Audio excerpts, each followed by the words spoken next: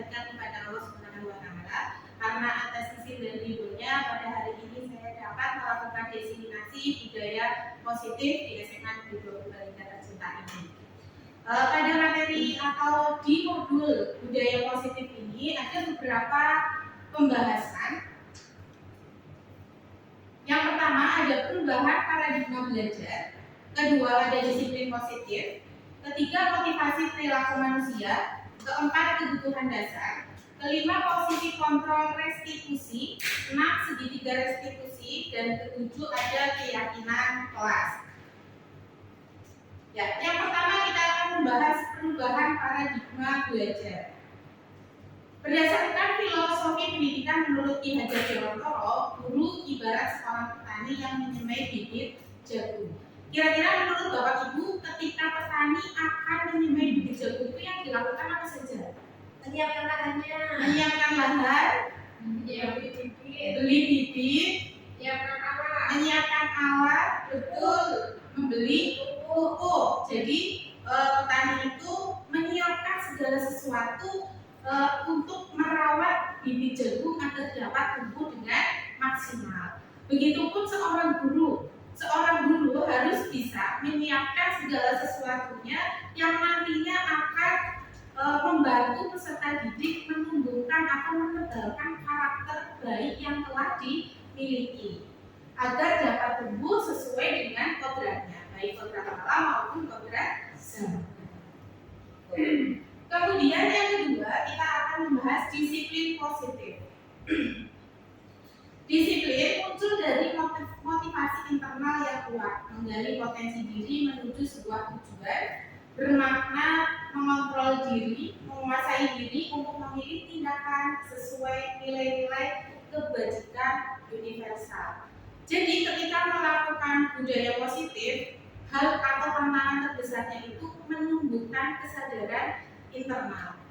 Ketika anak memiliki kesadaran internal, maka dia akan bisa melakukan budaya positif dimanapun dan kapanpun, tidak hanya di sekolah. Tapi kalau anak disiplinnya masih terpengaruh oleh motivasi eksternal dari luar, mereka mungkin akan disiplin tapi hanya pada satu tempat tertentu. Misalnya di sekolah.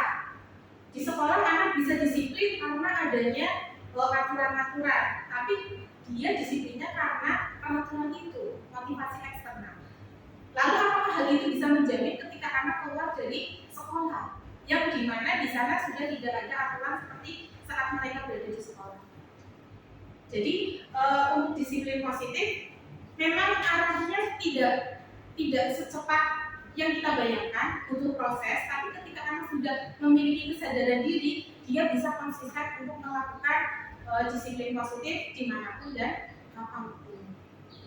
Kemudian ada teori motivasi manusia. Dalam melakukan tindakan, manusia itu memiliki motivasi-motivasi tertentu. Di sini ada 3. 1. Menghindari ketidaknyamanan atau hukuman. Jadi terkadang anak bisa disiplin melakukan sesuatu hanya untuk menghindari ketidaknyamanan atau hukum. Lantas apakah ketika anak melakukan hal tersebut mereka bisa konsisten? Karena mereka hanya mencari aman, betul sekali yang disampaikan. Mereka mencari aman. Ketika sudah di luar zona, mereka akan kembali lagi ke karakter semula asli. Kemudian mendapatkan imbalan atau penghargaan dari orang lain. Nah, ya motivasi eksternal betul sekali Bu Wiwi. Ketika anak melakukan suatu tindakan hanya untuk mendapatkan imbalan atau penghargaan dari orang lain. Misalnya anak rajin belajar hanya untuk mendapatkan ujian, mendapatkan hadiah, karena nanti dapat hadiah yang nilainya 100. Nah, ketika anak tidak dijanjikan hadiah, bagaimana motivasinya? Akan hilang. Nah, yang kedua kembali lagi ke motivasi eksternal. Kemudian yang ketiga, seseorang melakukan sesuatu tindakan karena untuk menjadi orang yang diinginkan dan menghargai diri sendiri dengan nilai-nilai yang dipercaya. Nah, motivasi yang ketiga ini membuat seseorang atau murid itu benar-benar melakukan suatu tindakan itu dengan penuh kesadaran atas motivasi diri sendiri atau motivasi internal. Ini untuk motivasi manusia. Selanjutnya, nah kemudian dosen mengemukakan guru perlu meninjau kembali penerapan disiplin di kelas. Apakah telah efektif, apakah berusaha memerdekakan dan memandirikan murid. Nah, kita kembali lagi kepada diri kita masing-masing. Apakah selama ini penerapannya sudah sesuai dengan kebutuhan murid? Berdasarkan teori motivasi tadi, penerapan disiplin sekolah harus dilakukan dengan alasan ketiga, yaitu untuk menjadi orang yang diinginkan, menghargai diri sendiri dengan nilai-nilai yang dipercaya, yaitu motivasi internal untuk jangka panjang yang membuat murid akan semakin kuat secara karakter. Jadi ketika nanti Bapak Ibu atau kita semua membuat keyakinan kelas, diharapkan keyakinan kelas itu mengacu pada pertumbuhan motivasi internal.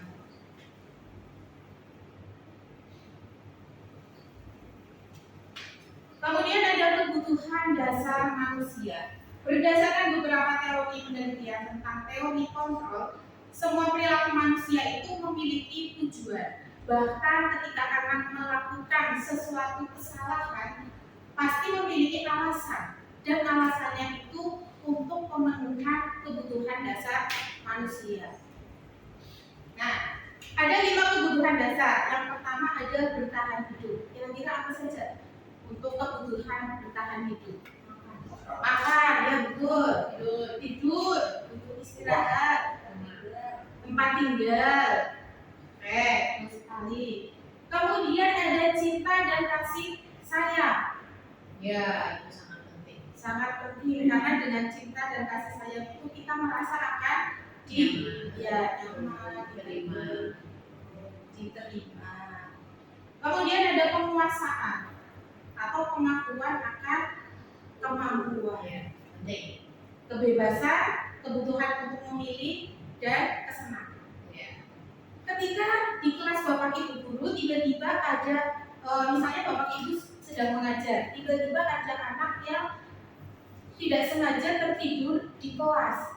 Bisa jadi karena kebutuhan dasarnya tidak terpenuhi. Kira-kira kebutuhan dasar yang mana ketika anak tertidur di kelas pada saat pembelajaran? Istirahat atau bertahan hidup sekali. Ketika anak mungkin malamnya begadang, otomatis kebutuhan untuk istirahat berkurang. Dampaknya ketika di kelas dia mengantuk. Nah, ketika menghadapi hal-hal seperti itu, kita tidak bisa langsung menyalahkan anak atau siswa. Kita harus menggali terlebih dahulu kebutuhan dasar mana yang tidak terpenuhi, sehingga kita sebagai guru bisa mengupayakan agar kegiatan pembelajaran bisa berjalan dengan lancar. Ini untuk kebutuhan dasar manusia. Mungkin Bapak Ibu guru ada yang pernah mengalami kejadian di kelas? Ya, gitu. Dan ini memang perlu kita dengan ngobrol lah, memanusiakan diri, sehingga nanti ketemu kenapa hidup. Bisa dengan pendekatan personal gitu. Ya. Bagaimana kejadiannya atau alasannya? Pasti kan setiap orang punya alasan tertentu. Nah, ini untuk kebutuhan dasar manusia. Seperti kita saja ketika misalnya kita bekerja dalam posisi kebutuhan dasar tidak terpenuhi, misalnya lapar, pasti akan menjadi tidak nyaman. Nafsu. Termasuk bahasa ilmiah. Berikutnya ada posisi kontrol. Di sini ada 5 posisi kontrol yang bisa diterapkan oleh guru, orang tua, atau atasan. Ada 5 posisi kontrol. Yang pertama ada penghukum, kedua pembuat rasa bersalah, ketiga teman, keempat pemantau, dan kelima manajer. Nah, kalau penghukum kira-kira bagaimana? Siswa salah langsung diberi sanksi. Nah, siswa salah betul sekali langsung diberi sanksi, baik itu verbal maupun non-verbal fisik, gitu ya. Nah, ini untuk seorang penghukum atau guru yang dia berperan sebagai penghukum itu biasanya menggunakan hukuman fisik maupun verbal. Orang-orang yang menjalani posisi penghukum senantiasa mengatakan bahwa sekolah memerlukan sistem atau alat yang dapat lebih menekan murid-murid lebih dalam lagi. Jadi untuk posisi ini murid di-push, kemudian ketika tidak sesuai dengan harapan itu akan mendapat hukuman baik fisik maupun verbal. Nah, biasanya untuk posisi penghukum ini akan berkata patuhi aturan saya atau awas. Nah, ada ancamannya juga ini. Kemudian kalau kamu selalu saja salah, selalu pasti, selalu yang terakhir selesai. Nah, kira-kira kalau anak diperlakukan seperti ini bagaimana ibu-ibu? Tidak merdeka mereka. Tidak merdeka, takut sesaat, tertekan, bisa menimbulkan perasaan tidak nyaman, tidak senang sekolah. Akhirnya mereka hanya takut pada guru tapi tidak bisa menghargai guru. Kemudian ada membuat rasa bersalah. Kalau tadi penghukum itu tegas dengan hukuman, ancaman, pembuat rasa bersalah ini lebih halus. Pada posisi ini biasanya guru akan bersuara lebih lembut. Pembuat rasa bersalah akan menggunakan keinginan yang membuat orang lain merasa tidak nyaman, bersalah, atau rendah diri. Nah, biasanya kalau posisi rasa bersalah ini dia akan mengatakan, ibu sangat kecewa sekali dengan kamu. Nah, otomatis anaknya sudah merasa bersalah ya. Nah, kemudian kecil hati, merasa bersalah. Ada berapa kali bapak harus memberitahu kamu ya? Gimana coba kalau orang tuamu tahu kamu berbuat begini? Nah, kalau sudah bawa-bawa orang tua kan pasti sangat tidak nyaman, sedih, merasa telah mengecewakan orang tua. Merasa gagal. Jadi dampaknya bagaimana, Bu? Anak tersebut jadi merasa gagal karena nilai-nilai yang dia sudah buat dengan baik. Kemudian dia merasa percaya dirinya jadi longsor. Dia akan merasa gagal. Terus rasa percaya dirinya akan menurun.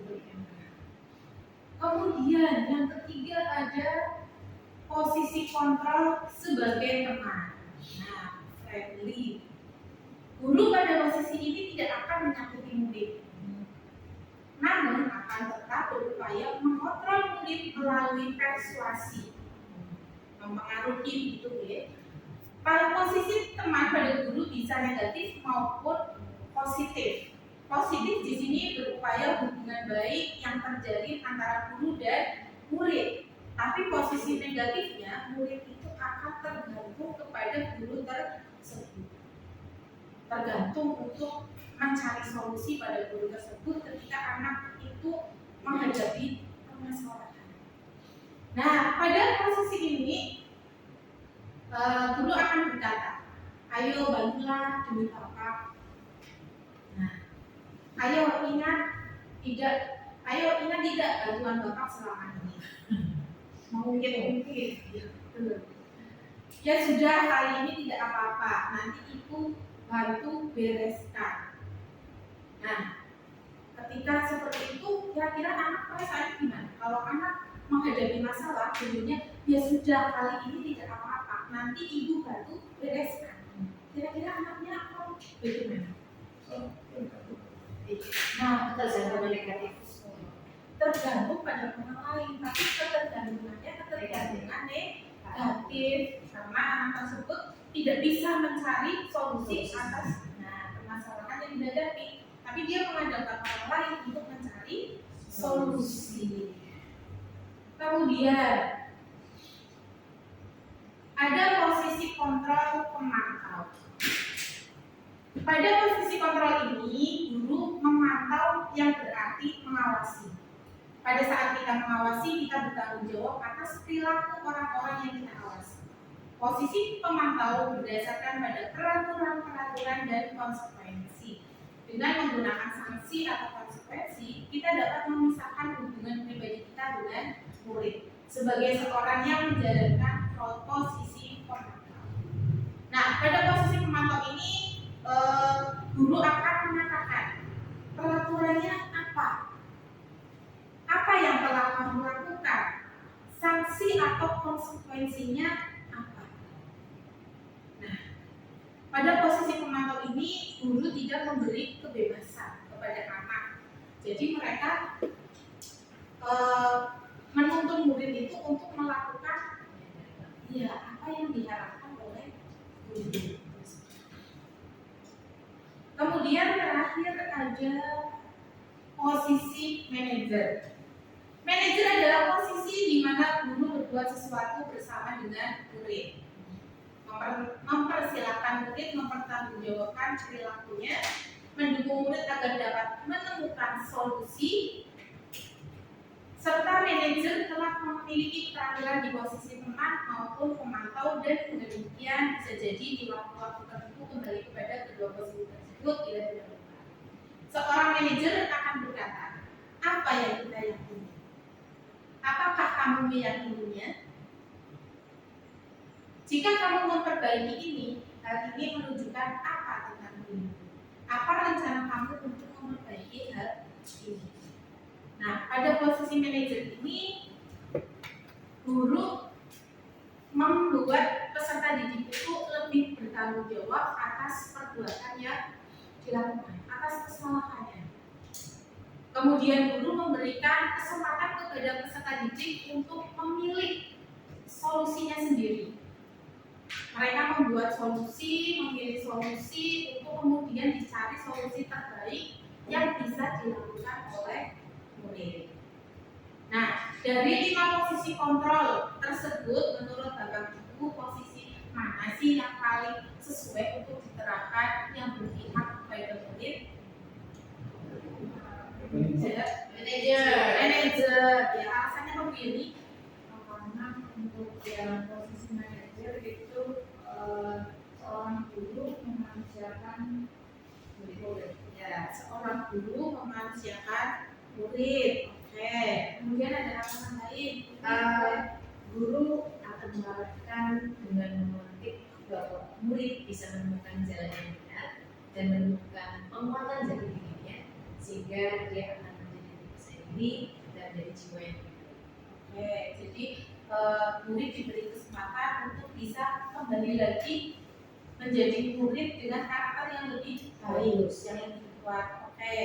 Kemudian ada lagi Mbak Mustina, murid dengan kesalahannya akan berusaha meyakini nilai-nilai yang benar itu seperti apa, sehingga bisa menentukan sendiri solusi untuk kesalahan yang ada. Ya, jadi betul sekali Bapak Ibu, untuk posisi yang paling sesuai itu manajer, seperti yang tadi sudah diungkapkan oleh Bu Yani, Bu Upi, dan Bu Tiwi, bahwasanya posisi kontrol sebagai manajer itu sangat penting loh, karena di sini guru menunjukkan kesadaran siswa untuk bertanggung jawab mencari solusi dari permasalahan yang dihadapi, sehingga harapannya ke depannya murid bisa lagi kembali ke komunitas atau kelompoknya dengan percaya diri dan karakter yang lebih kuat. Itu itu untuk posisi kontrol sebagai manajer. Untuk selanjutnya kita akan masuk ke pembahasan mengenai keyakinan kelas. Keyakinan kelas yaitu nilai kebajikan universal yang disepakati secara tersirat dan tersurat, lepas dari latar belakang suku, negara, bahasa maupun agama. Jadi keyakinan kelas itu nilai-nilai yang berkaitan dengan nilai-nilai kebajikan universal. Dalam membuat keyakinan kelas itu ada beberapa langkah yang perlu dilakukan. Yang pertama, keyakinan kelas itu tidak dibuat sendiri oleh guru, tetapi dibuat secara bersama-sama dengan peserta didik. Yang pertama, berdiskusi memunculkan peraturan-peraturan yang perlu ditaati warga. Kemudian, yang namanya peraturan biasanya itu masih bersifat mengatur, mengangkat. Kita mengubah peraturan-peraturan menjadi kalimat yang lebih positif, sehingga untuk nilai rasanya itu lebih menyenangkan untuk dilakukan tanpa adanya rasa ketakutan ataupun merasa adanya ancaman, gitu ya. Kemudian ketiga, menyarikan peraturan menjadi nilai kebajikan keyakinan kelas. Berdiskusi mengenai gambar perilaku yang mencerminkan keyakinan kelas. Apa saja sih perilaku yang mencerminkan keyakinan kelas yang telah disepakati? Kemudian kelima, berdiskusi mengenai peran seluruh warga sekolah. Kemudian meninjau ulang keyakinan kelas dari waktu ke waktu. Tujuannya tentunya untuk terus melakukan perbaikan. Nah, di sini ada dokumentasi pembuatan keyakinan kelas yang telah dibuat. Untuk gambar pertama itu mengenai peraturan-peraturan yang dibuat bersama, kemudian menyarikannya menjadi kalimat positif. Dokumentasi ketiga menyarikannya dalam nilai-nilai kebijakan universal. Kemudian ada tindakan yang mencerminkan, kemudian ada peran guru dan peran siswa, kemudian perbaikan-perbaikan yang akan dilakukan setiap waktu. Kemudian kita masuk ke materi atau pembahasan berikutnya, yaitu mengenai restitusi. Ketika berbicara dengan disiplin, pasti ada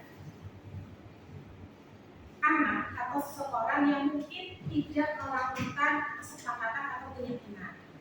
Karena untuk melakukan keyakinan, kesepakatan dengan disiplin positif itu perlu waktu. Nah, ketika ada yang melakukan hal-hal yang di luar nilai kebajikan, seorang guru itu tidak harus langsung menyalahkan, tetapi perlu adanya restitusi. Restitusi merupakan proses menciptakan kondisi bagi murid untuk memperbaiki kesalahan mereka, sehingga mereka dapat kembali ke kelompok mereka dengan karakter yang lebih kuat. Kemudian untuk ciri-ciri restitusi, pada restitusi anak belajar dari kesalahan, bukan menebus kesalahan. Kemudian ada memperbaiki hubungan, menawarkan bukan memaksa. Jadi peserta didik itu diberi kesempatan untuk memilih solusi yang mereka buat sendiri, solusinya, dan dipilih yang paling sesuai. Kemudian menuntut untuk melihat ke dalam diri atau introspeksi diri. Tidak perlu untuk melihat kesalahan orang lain, tetapi kembali kepada diri sendiri dulu. Kesalahan apa yang terjadi, bagaimana solusinya. Kemudian mencari kebutuhan dasar yang mendasari tindakan. Kembali lagi, setiap tindakan pasti ada alasan. Alasannya itu karena tidak terpenuhinya kebutuhan dasar. Kemudian berfokus pada karakter, bukan tindakan. Restitusi itu mengutamakan pertumbuhan karakter, penebalan karakter menuju ke arah yang lebih baik, bukan tindakan untuk menebusnya. Ketika anak difokuskan pada karakter, pasti dia akan menjadi orang yang lebih kokoh karakternya. Tapi kalau tindakan, anak hanya akan memikirkan apa sih cara menebus kesalahannya. Setelah itu bisa jadi kesalahannya terjadi berulang. Berfokus pada solusi, anak mencari solusi dari permasalahannya, kemudian mengembalikan murid yang berbuat salah pada kelompoknya dengan karakter tadi yang lebih kuat. Dengan restitusi, anak merasa lebih dihargai sehingga dia bisa lebih percaya diri untuk kembali ke kelompoknya. Nah, untuk segitiga restitusi ada beberapa langkah yang perlu dilakukan ketika akan menerapkan segitiga restitusi untuk penyelesaian masalah. Yang pertama adalah menstabilkan identitas. Jadi tidak langsung kamu salah, kamu harus seperti ini, kamu harusnya begini, tidak. Tapi kita harus menstabilkan identitas terlebih dahulu. Setiap orang pasti pernah melakukan kesalahan. Kamu bukan satu-satunya yang pernah melakukan ini. Tujuannya apa? Agar anak tidak langsung merasa bersalah atau merasa percaya dirinya langsung drop. Kemudian ada validasi tindakan yang salah. Anak perlu diberi pertanyaan kemana. Tentunya kamu punya alasan mengapa melakukan itu. Kemudian ada segitiga restitusi berikutnya, langkah berikutnya menanyakan keyakinan mana yang telah tidak sesuai dengan yang disepakati. Kemudian kamu ingin menjadi orang yang seperti apa? Harapannya dengan seperti itu anak bisa menyadari kesalahan yang dilakukan dan bisa mencari solusi terbaik.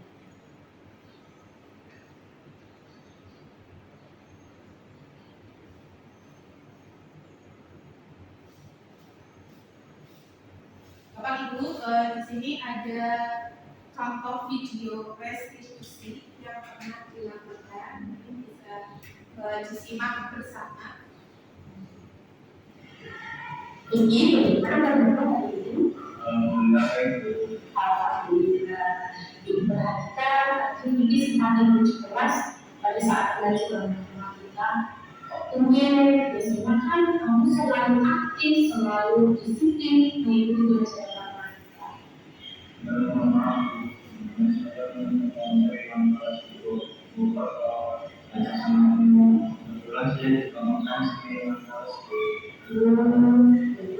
Jadi belum sempat juga.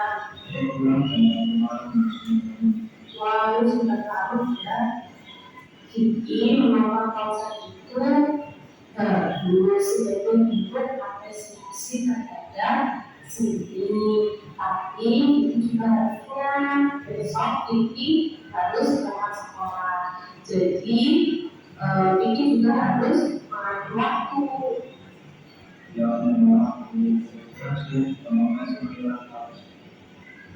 Kira-kira kalau bisa duduk di kelas itu sudah waktu.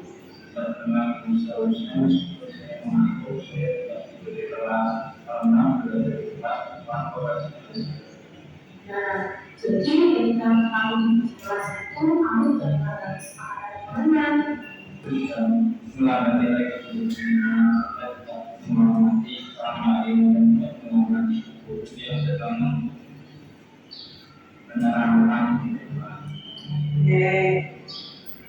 berarti besok aku harus melakukan untuk memperbaiki kesalahanku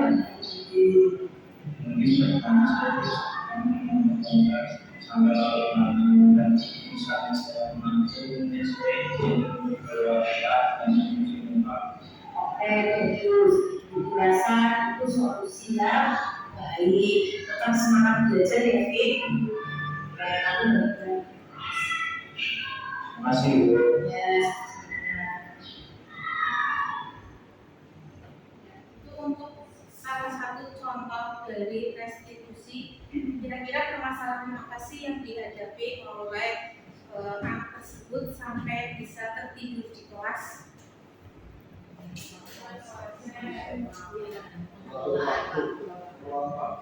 Pengelolaan waktu yang seperti apa? Iya, kalau tadi antara pembagian waktu tugas utamanya dengan yang tidak utama itu sudah jelas. Dan seperti itu. Sehingga waktu yang mestinya biasa kalau Terima kasih Pak Kuswono, jawabannya luar biasa sekali. Terima kasih. Ya, betul. Anak tersebut kenapa sampai tertidur di kelas? Sebagai guru kita tidak otomatis tidak bisa langsung menegurnya di depan kelas, di depan anak-anak yang bisa menentukan kepercayaan kita. Nah, ketika kita gali, ternyata anak tersebut semalam sudah nonton konser sampai akhirnya dia tidur larut malam dan paginya di kelas dia ketiduran. Nah, hal tersebut mencerminkan atau menunjukkan bahwa adanya kebutuhan dasar yang tidak terpenuhi, yaitu adanya kurangnya waktu untuk beristirahat. Nah, anak tersebut tadi sudah memberikan solusi sendiri. Dia sudah sadar bahwa tidur di kelas itu tidak baik. Tidur di kelas itu tidak sesuai dengan kesepakatan. Dia sudah punya solusi sendiri. Ketika dia mengantuk, dia akan mencuci muka. Dia akan ke toilet, mencuci muka. Itu solusi yang anak buat sendiri dan akan diterapkan sendiri. Sehingga kedepannya ketika pembelajaran itu diharapkan anak tersebut tidak lagi ngantuk, tapi bukan karena paksaan. Karena kesadaran anak tersebut untuk ketika merasa ngantuk ya dia harus cuci muka. Itu untuk contoh restitusi. Kemudian ada testimoninya. masih nyaman bersenang dengan yang dilakukan oleh saya tidak pernah membicarakan, tetapi saya diberi kesempatan untuk memberi dan mencari solusi dari permasalahan yang saya hadapi. Saya merasa percaya diri karena mampu mencari solusi atas permasalahan yang sangat semoga kedepannya saya menjadi anak yang lebih baik lagi. Ya, ketika anak diberi kesempatan untuk melakukan restitusi, anak tersebut tentunya akan memiliki kepercayaan diri dan anak tersebut akan berusaha untuk jadi lebih baik lagi tanpa adanya rasa dendam kepada guru.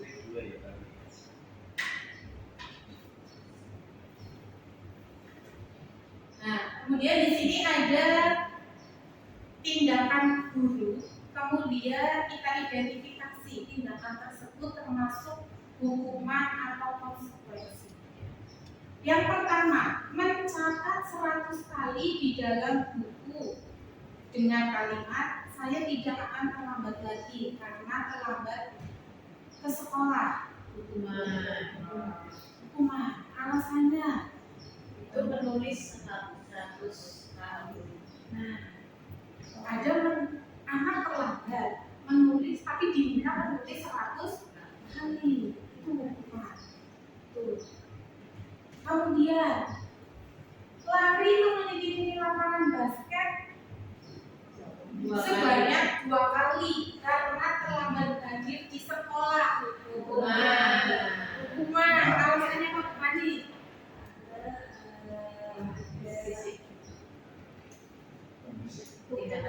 Keliling 2 kali lapangan ketika terlambat. Ya, apa aja hukuman fisik ya, dan tidak berkaitan. Dia itu terlambat hadir ke sekolah, tapi dia disuruh berlari mengelilingi lapangan basket. Tentunya dia akan tambah terlambat untuk masuk kelas. Oke, betul. Kemudian murid diminta untuk push up 15 kali karena tidak menggunakan masker ke sekolah. Hukuman. Alasannya apa? Ya, harusnya dikasih masker. Harusnya dikasih masker. Kalau disuruh push up kira-kira relevan nggak? Iya. Nanti anaknya tambah sesak napas ya. Iya. Bisa jadi pingsan. Karena nggak terbiasa. Kemudian menggantikan kertas tugas teman yang telah dicoret-coret. Konsekuensi. Alasannya apa tuh? Karena anak tersebut bertanggung jawab apa yang telah dilakukan sehingga meminta maaf dan mengembalikan kertasnya. Menggantikan kertas itu termasuk ke konsekuensi. Kemudian membersihkan tumpahan air di meja tulis karena tersenggol pada saat belajar. Konsekuensi. Oke. Alasannya apa? Setelah dia bermanfaat, Iya. bertanggung jawab, Membersihkan. Oke, ya. Jadi ketika anak sudah menumpahkan, dia tidak diminta untuk mengganti gelasnya ya, tapi untuk mengelak airnya. Oke. Kemudian meminta murid tidak mengenakan sepatu sebagian di sekolah karena tidak menggunakan sepatu hitam. Alasannya bukannya. Karena seharusnya ketika tidak menggunakan sepatu hitam bisa diingatkan besok untuk menggunakan. Tapi di sini dihukum tidak menggunakan sepatu itu kan malah lebih melanggar paragraf itu. Padahal anaknya kalau di keramik ya, panas ya, tapi kan Iya, di tengah-tengah panas. Gimana kalau itu? Nanti kakinya panas, kalau kena keramik kakinya dingin, kalau jalan-jalan di luar kakinya panas, bisa jadi ada kaku, terus duri. Itu termasuk hukuman. Kemudian lari mengelilingi lapangan basket 2 kali karena terlambat 10 menit untuk pelajaran PJOK. Berarti terlambat 10 menit karena pelajaran PJOK. Berarti dia kehilangan waktu untuk pemanasan lah ya. Nah, ketika disuruh lari 2 kali ya 10 menit, berarti itu hukuman atau konsekuensi hak berolahraga? tergantung. Pas Konsekuensi. Ya, Ya. Oke, sekret. Itu konsekuensi karena apa? Itu berkaitan olahraga dengan pemanasan. Dia terlambat 10 menit, otomatis dia tidak ikut pemanasan. Ketika disuruh berlari itu untuk pemanasan. Nah, kira-kira dari sini apa sih perbedaan hukuman dan konsekuensi? Perbedaan antara hukuman dengan konsekuensi. Hukuman itu terkadang tidak membentuk perbaikan kepada tidak membangun kebaikan. Jadi kalau konsekuensi itu kan sesuatu yang anak sadar kemudian ada perbaikan. Jadi kayak contohnya tadi karena mencoret-coret buku teman ya kita mengganti. Tapi kalau yang namanya hukuman itu kan pemahaman saya ya Bu, itu sesuatu yang kadang tidak dilihat dengan apa yang dilakukan. Contohnya sudah jelas terlambat, tidak mengikuti pembelajaran kok malah dikasih tugas mencatat 100 kali, di mana itu malah menyita waktu yang sudah terlambat, kekurangan jam untuk pembelajaran, dikasih tugas lagi yang akhirnya dia meninggalkan jam pembelajaran terlalu lama. Jadi intinya menurut Depan itu kalau konsekuensi itu membawa perubahan ke arah yang lebih baik, tapi kalau hukuman itu malah justru semakin memberatkan anak ya, memberatkan anak secara fisik, secara mental yang tidak membawa perubahan tapi membuat anak mungkin menyimpan rasa dendam. Oke, terima kasih Bu Fani. Untuk kesimpulannya jadi seperti itu. Untuk yang paling cocok diterapkan di sekolah berarti ya konsekuensi. Ya, kita bersama-sama belajar bagaimana untuk konsisten untuk tidak memberikan hukuman kepada manusia.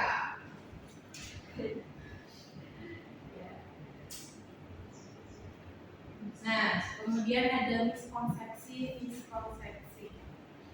Yang pertama, penerapan budaya positif berarti tidak ada aturan atau konsekuensi. Menurut Bapak itu bagaimana? Ya, penerapan budaya positif itu tetap ada kesepakatan dan ada konsekuensinya seperti itu, tidak merugikan baik guru maupun guru. Ya. Dari Bupik, untuk penerapan budaya positif tetap ada aturan dan konsekuensi, kesepakatan dan konsekuensi yang tujuannya itu tidak untuk memberatkan, tetapi untuk menyadarkan atau apa ya? Iya, membangun kesadaran diri dan membangun rasa tanggung jawab. Itu untuk dari Bupik. Mungkin yang lain ada yang mau beri tambahan untuk budaya positif? Sama ya, ya. Jadi dalam penerapan budaya positif itu memang ada untuk kesepakatan dan konsekuensi. Tujuannya tadi untuk membangun tanggung jawab. Nah, ini penjelasannya. Dalam hidup masyarakat selalu ada tatanan atau aturan dengan konsekuensi dari setiap tindakan yang dilakukan oleh anggota masyarakat. Dalam penerapan budaya positif, guru melatih kesadaran murid melalui pemahaman bahwa tatanan dan konsekuensi hadir untuk memberi keselamatan dan kebahagiaan kepada diri sebagai manusia dan anggota masyarakat. Sehingga tatanan tersebut dipatuhi bukan karena takut konsekuensi, tapi karena kesadaran diri ingin mewujudkan nilai-nilai kebajikan. Kemudian, dengan membuat keyakinan kelas dan ditempelkan di depan kelas, maka sudah cukup. Tidak perlu ada tindak lanjut, tidak ada konsekuensi, dan tidak ada refleksi.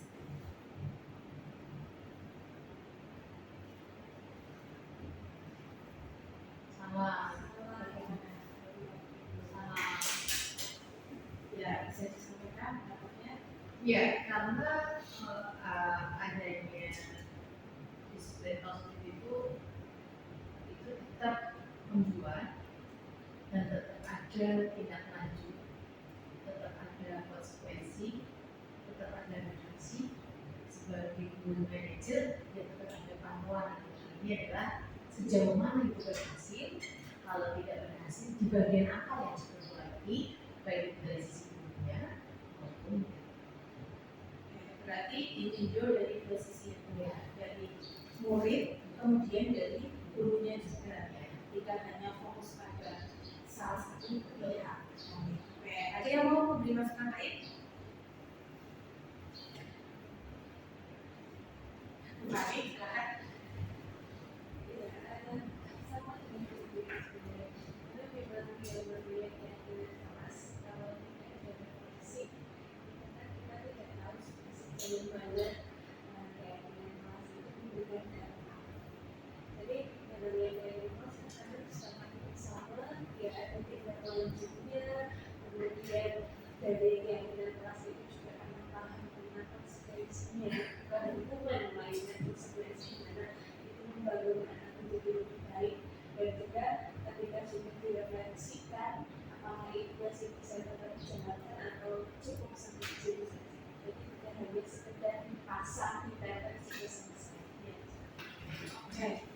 Tadi sudah dapat dua jawaban ya. Menurut beliau berdua itu untuk keyakinan kelas itu tidak hanya cukup dipasang terus selesai, itu tidak. Ya, itu penjelasannya. Jadi betul untuk disiplin positif itu tidak hanya dibuat bersama-sama terus endingnya dibikin poster ditempel di kelas, itu tidak. Tapi perlu adanya tindak lanjut, kemudian konsekuensi yang membangun kesadaran dan tanggung jawab yang tidak merugikan. Kemudian ada refleksi untuk menilai apakah kesepakatan tersebut memang baik untuk dilakukan ataukah cuma cukup sampai pada saat itu, karena mungkin beberapa ada beberapa hal yang tidak sesuai. Kemudian semua masalah yang berkaitan dengan budaya positif diselesaikan dengan restitusi. Apakah semua masalah bisa diselesaikan dengan restitusi?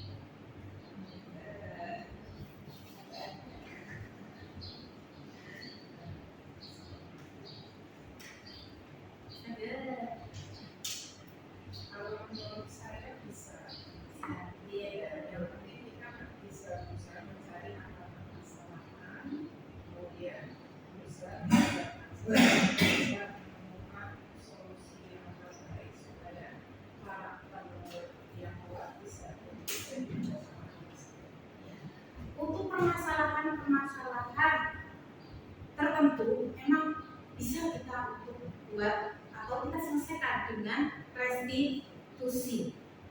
Tapi ada beberapa hal yang kita perlu kerjasama dengan pihak lain. Nah, ketika anak melakukan kekerasan fisik, vandalisme, pelanggaran berat, kira-kira apakah harus dengan restitusi? Dengan polisi. Dengan polisi. Ada sudah vandalisme kan? Ya, Validasi restitusi. sama ya. Ketika anaknya sudah mungkin kekerasan fisiknya sudah keterlaluan, kriminal, mengarah ke kriminal, mungkin tidak hanya restitusi, tapi perlu adanya intervensi dari pihak-pihak lain, keamanan sekolah atau mungkin dari kepolisian kalau memang benar-benar sudah Dinas sosial. keterlaluan atau dinas sosial. Iya. Dinas sosial. Kemudian ada yang keempat, pilihan tindakan yang dilakukan murid dalam restitusi ditentukan oleh guru, bukan salah besar rasanya membuat ini. Karena dari restitusi ini kita itu sebenarnya itu menghadirkan solusi dari anak itu sendiri, digali apa yang dia miliki.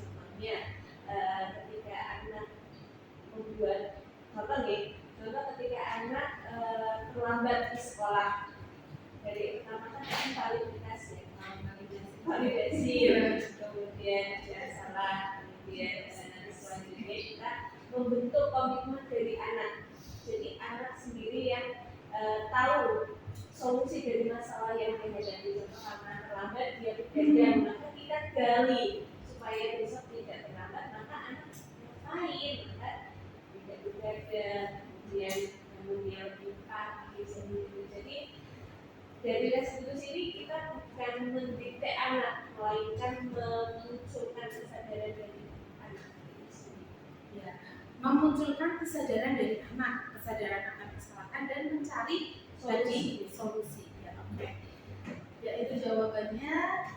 Ketika anak melakukan proses restitusi, untuk solusinya itu tidak dari guru, tapi dari anak itu sendiri. Anak berusaha menggali solusi dari permasalahan yang dihadapi. Tujuannya ya yang pertama untuk membangun kesadaran diri, kemudian untuk membangun atau menumbuhkan rasa tanggung jawab peserta didik. Jadi ketika anak mencari solusi sendiri, dia pasti akan lebih konsekuen untuk melakukan solusi tersebut, lebih bertanggung jawab. Jika mungkin sudah mendapatkan restitusi, maka ia tidak perlu lagi mendapatkan konsekuensi dari aturan ini. Bagaimana menurut Bapak Ibu? Kurang pasti. Kurang pas, Iya. kan ya? Ya, sebagai manajer kan kita juga harus tahu sejauh mana penguatan itu benar terjadi, bukan hanya lisan, ya, tetapi lakunya perlu kita kuatkan lagi dengan apakah dia benar sudah melakukan konsekuensinya sebagai bentuk tanggung jawab dan bentuk bahwa dia tervalidasi. Oh ya, saya salahnya di sini, maka saya akan memperbaiki kesalahan. Itu sih. Jadi perlu mendapatkan Ketika memang itu kesalahan yang memang dia lakukan, itu ada konsekuensi yang harus dia lakukan. ya. Jadi untuk konsekuensi itu memang perlu untuk konsekuensi tetap harus dijalani oleh murid sebagai bentuk pertanggungjawaban dari perilaku yang sudah dilakukan oleh murid. Ya. Jadi konsekuensi itu bukan hukuman, tapi sebagai bentuk rasa tanggung.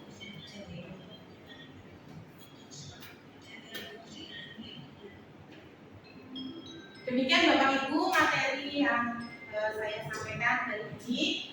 Untuk tahap selanjutnya kita masuk ke refleksi.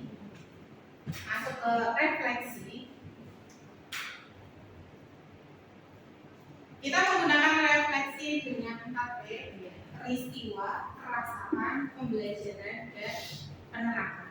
Mungkin bisa Bapak Ibu renungkan dulu, boleh, tulis boleh, peristiwa apa yang dialami, perasaannya bagaimana, pembelajaran yang didapatkan apa, kemudian penerapannya seperti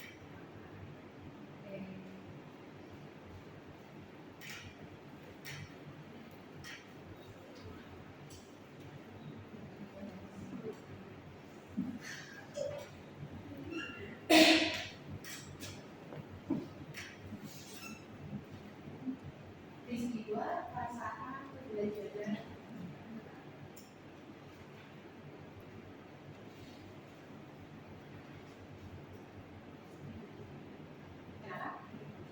Ya, dari pembahasan yang sudah kita lakukan, kemudian tahap selanjutnya itu refleksi, peristiwa apa yang dapat didapatkan, pembelajarannya, perasaannya bagaimana, terus penerapannya.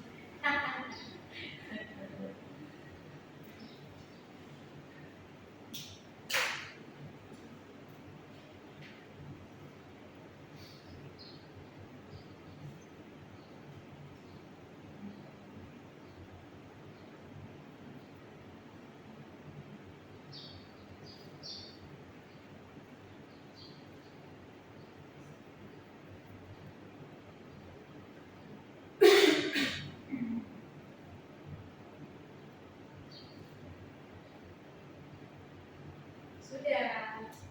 Oke, untuk refleksinya Bapak Ibu boleh memilih, silakan mau menyampaikan yang mana dulu. Oke, Bapak Ibu sudah. Saya peristiwa boleh? Boleh, silakan. Oke. Baik, peristiwa hari ini adalah paparan dari Bu Dina tentang budaya disco atau disiplin closet ya.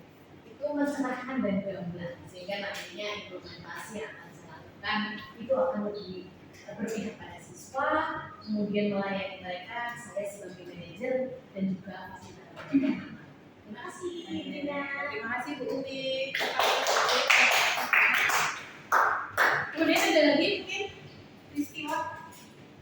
Oh, peristiwa. Oh, boleh memilih, silakan. Kalau menurut saya yang di pembelajaran. Pembelajarannya didapatkan apa saja dulu.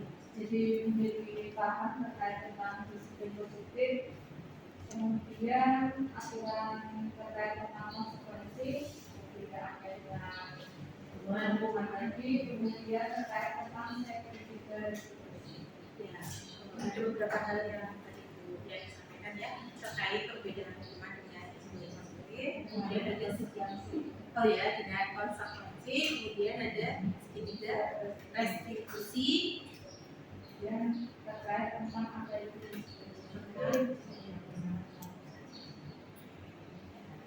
ini pertanyaan kemudian untuk refleksi berikutnya peristiwa sudah, pembelajaran sudah, perasaannya Pak Anies bagaimana? Anies rasanya gimana Pak? Perasaan saya Tercerahkan. sangat apa namanya terbuka, jadi terbuka. Oke. Karena menurut saya sebetulnya aturan ini menurut saya dibuat. Jadi aturan yang memang dibuat, terus ada aturan yang tidak dibuat. Contoh kenapa peraturan itu dibuat, itu supaya kita lebih terbiasa disiplin, gitu, dengan aturan-aturan yang ada, supaya disiplin saja. Karena apa? Dengan disiplin itu nanti anak itu menjadi bisa berbuat dengan aturan yang tidak tertulis. Contohnya apa? Aturan di masyarakat. Aturan masyarakat tidak tertulis. Tapi kalau sekali membuat kesalahan di masyarakat, itu hukumannya jauh lebih berat malah. Iya. Sanksi Sosial. Kesalahannya jauh lebih berat. Jadi ini tadi perasaan saya jadi lebih terbuka dan membuka wawasan. Jadi kalau Pak Anies itu perasaannya menjadi terbuka dengan apa itu disiplin ya Pak? Disiplin. Positif, jadi tidak hanya mematuhi aturan, tapi juga konsekuensi, kemudian tidak hanya di sekolah, tetapi juga lebih ke masyarakat, karena sudah tumbuh kesadaran diri gitu Pak. Kemudian yang Pak Kusworo alami perasaan.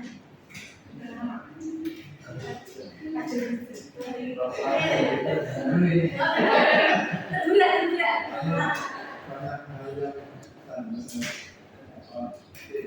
belum tahu ya kalau sama Anies terutama yang saya lihat saya coba ini itu filosofinya dia saja kalau saya hanya ini ibaratnya petani di tempat yang beda lah, tapi perlakuannya mirip-mirip itu lah. Karena saya juga harus menyiapkan bibit yang sudah ada dengan pengelolaan yang baik, sehingga nanti pada saatnya bisa memenuhi hasil yang baik yang berkata seperti ini.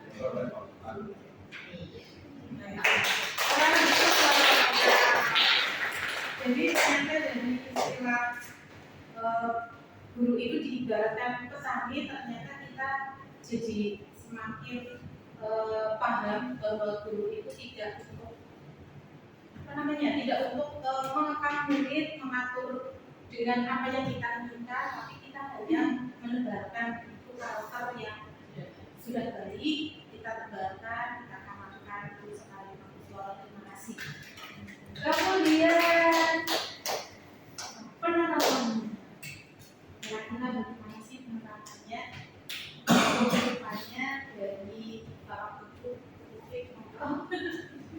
Oke, penerapannya itu semakin berusaha menjadi fasilitator dan manajer yang baik bagi siswa saya. Bagaimana saya bisa memberikan cinta saya kepada mereka? Harapannya adalah memberikan saya, sehingga antara cinta saya dan murid saya tidak bertemu sebelah kanan, dan kemudian jiwa mereka menjadi terselamatkan, penebalan karakternya bagus karena sadar, dan semua itu akan berkat Tuhan. Terima kasih. Ya, untuk UPI akan penerapannya beliau akan menjadi fasilitator dan manajer untuk peserta didiknya agar semakin memiliki karakter yang unggul. Kalau depannya penerapannya bagaimana?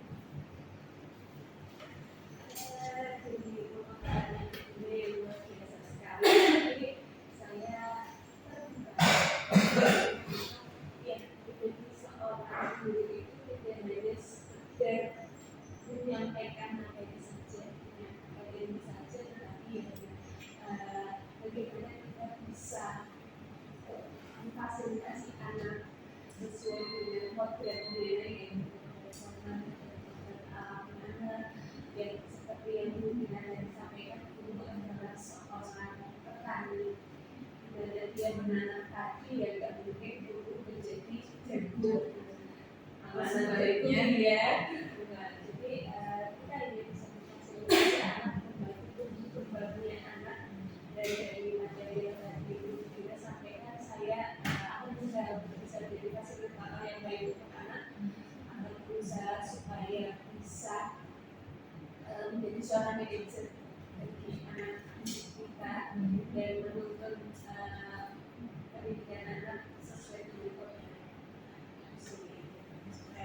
kasih tepuk tangan.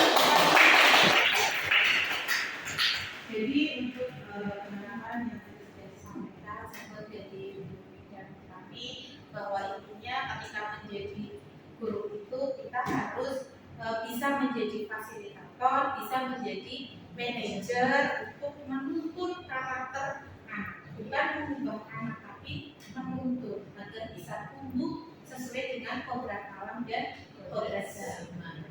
Demikian Bapak Ibu untuk pemaparan saya hari ini. Saya mengucapkan terima kasih banyak kepada Bapak Ibu yang sudah bersedia meluangkan waktu untuk hadir pada diseminasi disiplin positif yang saya lakukan. Kemudian saya mohon maaf jika dalam penyampaian masih banyak kekurangan, ada tutur kata atau mungkin perilaku saya yang kurang berkenan di hati Bapak Ibu. Untuk diseminasi hari ini saya akhiri. Terima kasih. Wassalamualaikum warahmatullahi wabarakatuh.